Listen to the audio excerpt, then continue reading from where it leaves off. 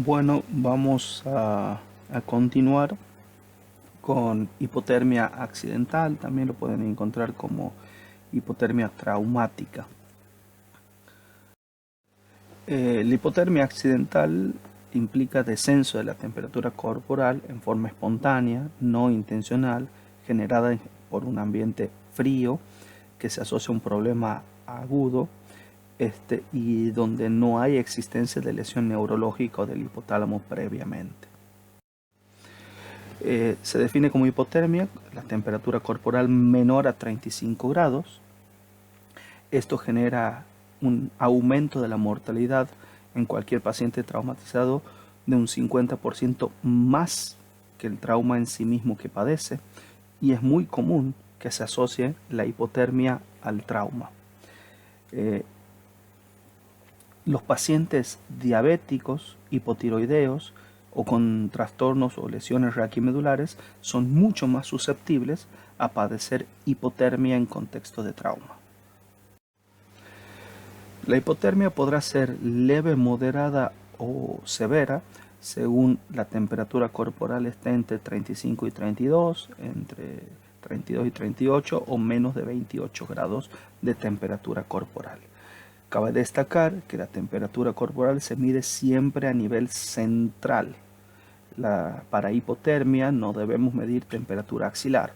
Entonces esto podrá ponerse un catéter de temperatura esofágica, un catéter de Swan-Ganz que mide temperatura central o un catéter rectal, pero deberemos medir temperatura central.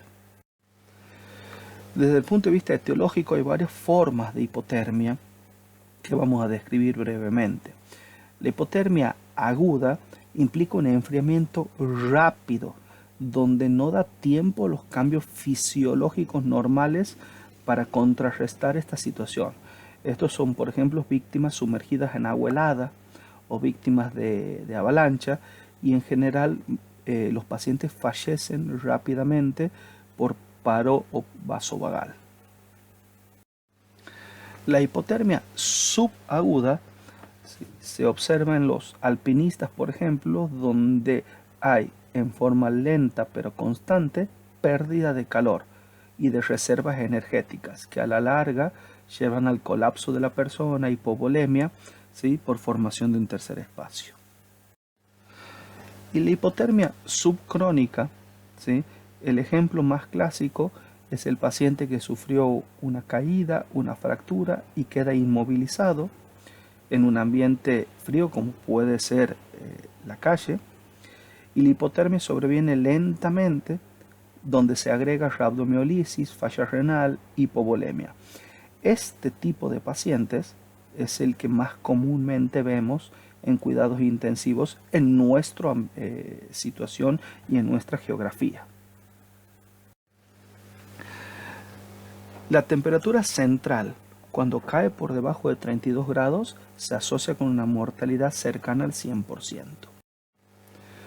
Hay una clasificación que me permite relacionar los hallazgos clínicos con la temperatura del paciente. En la primera fase, el paciente está alerta pero temblando. En esta situación, la temperatura oscila entre 35 y 32 grados. En la fase 2, el paciente se torna somnoliento y desaparecen los temblores. La temperatura bajó entre 32 a 28 grados. En la fase 3 ya hay inconsciencia, pero continúa con signos vitales.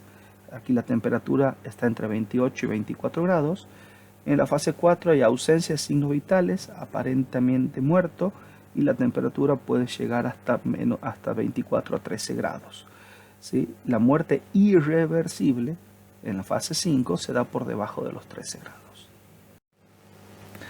¿Cuál es la respuesta fisiológica a la hipotermia? Bueno, la respuesta implica generar calor.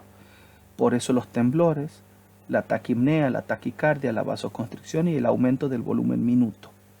Esta es la respuesta observable y esperable ante la hipotermia.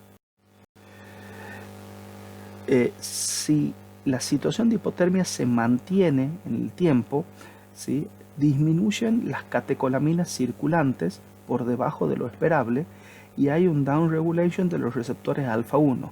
Por lo tanto, esa vasoconstricción inicial se torna vasodilatación y hay un descenso de la presión arterial. ¿Cuáles son las manifestaciones a nivel del sistema nervioso? Confusión, disartria. Si la temperatura baja por debajo de 32, cesan los escalofríos, pero los músculos se tornan rígidos, hay hipertonía muscular, y en la etapa final hay deterioro del estado de conciencia y coma. Desde el punto de vista hemodinámico, hay una respuesta adrenérgica inicial, eso implica vasoconstricción, pero progresivamente se va perdiendo catecolamina, se va perdiendo acción alfa y se viene la vasodilatación y la hipotensión. El paro cardíaco en condiciones de hipotermia, ¿sí?, es la única situación donde el masaje se puede extender por 1 hora o más, es decir, se hace reanimación cardiopulmonar hasta que el paciente logre tener una temperatura normal. Las arritmias son muy frecuentes cuando la temperatura baja por debajo de 32 grados. En el electrocardiograma aparece la onda J u onda de Osborn, que es una deflexión positiva entre el QRS y el segmento ST. Esto nos tiene que alertar para no cometer errores y esto no implica isquemia. Bien, se puede ver claramente la onda J. Y la depresión de catecolaminas, ¿sí?, va sumada la inhibición de la hormona antidiurética. Por lo tanto, el paciente tiene diuresis por frío y genera depresión de volumen en una situación de vasodilatación, y esto explica la severa hipotensión de estos pacientes. Desde el punto de vista respiratorio, hay afección del centro respiratorio que lleva a una taquipnea inicial, pero posteriormente el deterioro y el paro respiratorio. Hay abolición de la tos, severa lesión del aparato mucociliar con gran broncorrea. Durante las maniobras de recalentamiento hay que tener mucha precaución porque es común ver los edemas agudos de pulmón por recalentamiento súbito. Entonces el recalentamiento debe ser paulatino. Desde el punto de vista hematológico hay coagulopatía, hemoconcentración, ¿sí?, siempre que la temperatura baje por debajo de 34 grados. A nivel del laboratorio podemos encontrar que la presión parcial de oxígeno y la presión de dióxido de carbono disminuyen un 5% por cada grado de temperatura que desciende. La curva de disociación de hemoglobina se desplaza a la izquierda, por la que cede oxígeno con mayor dificultad a los tejidos. Aparece acidosis metabólica, fallo hemodinámico, fallo hepático, hiperglucemia. En términos de tratamiento, lo fundamental es el soporte vital y el recalentamiento. A medida que se recupera la temperatura, ¿sí?, las funciones orgánicas van mejorando. Hay que tener precaución porque durante el recalentamiento es donde suelen aparecer las arritmias. Así que el recalentamiento debe ser paulatino, ¿sí?, y no brusco. Habrá que reponer volumen con cristaloides. Los cristaloides o los fluidos deben estar calentados entre 36 y 38 grados, no más que eso. Si no genero un delta de temperatura muy importante, puedo exponer a mi paciente a edema de pulmón o recalentarlo rápidamente y generar arritmia. ¿Sí? Tener en cuenta que estos pacientes tienen deterioro de la contractibilidad miocárdica, un downregulation de los receptores alfa y deterioro de la cantidad de catecolaminas. Entonces toda la respuesta vasopresora y la respuesta inotrópica también están disminuidas. Si aparecen arritmias, clásicamente la droga elegida es el vertilio. El vertilio básicamente es un antiarrítmico de clase 3 que bloquea la liberación de noradrenalina en el sistema nervioso central y periférico. No siempre tenemos vertilio, entonces lo que vamos a hacer, o lo que está recomendado, es usar el antiarrítmico adecuado para la arritmia que se presente.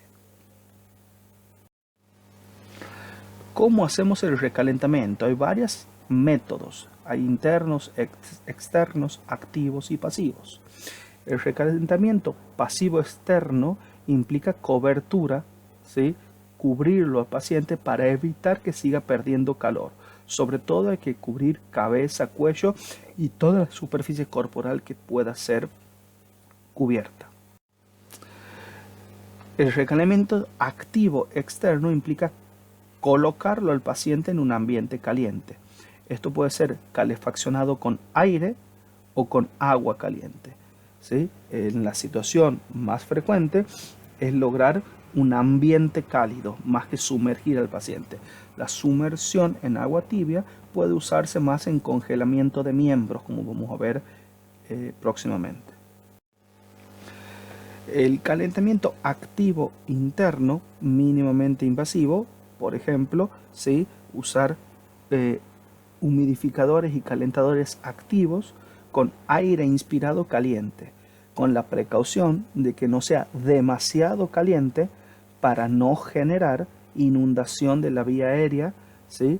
Por condensación, ¿sí? del aire y posible edema de pulmón.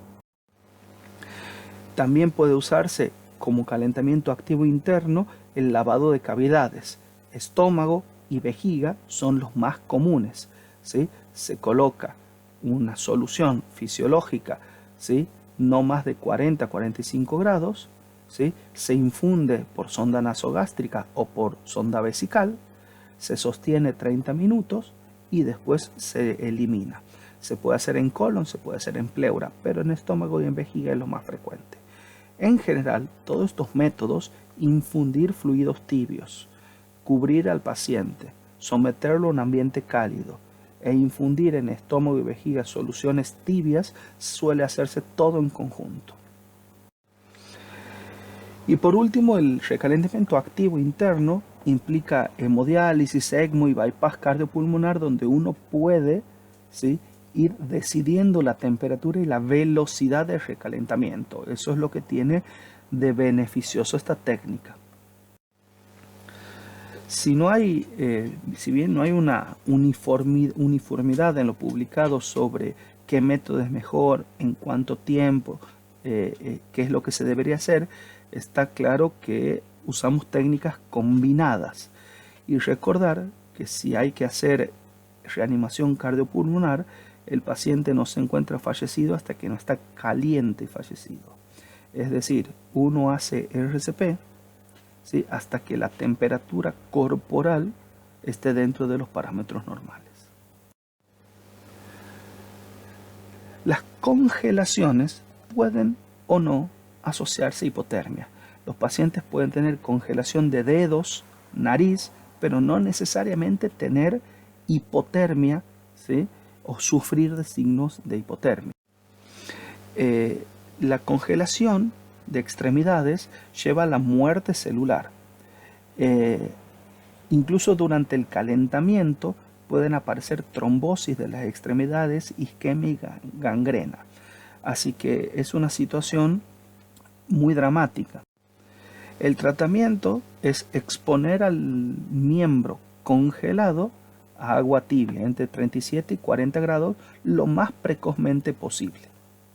Se pueden infundir soluciones tibias también en forma endovenosa y por supuesto durante el recalentamiento es factible el edema muscular, la rhabdomiolisis y el síndrome compartimental, por lo que si el tejido congelado vuelve a tener viabilidad, deberé tener cerca un cirujano para ver si hay que hacer una fasciotomía. Muchísimas gracias.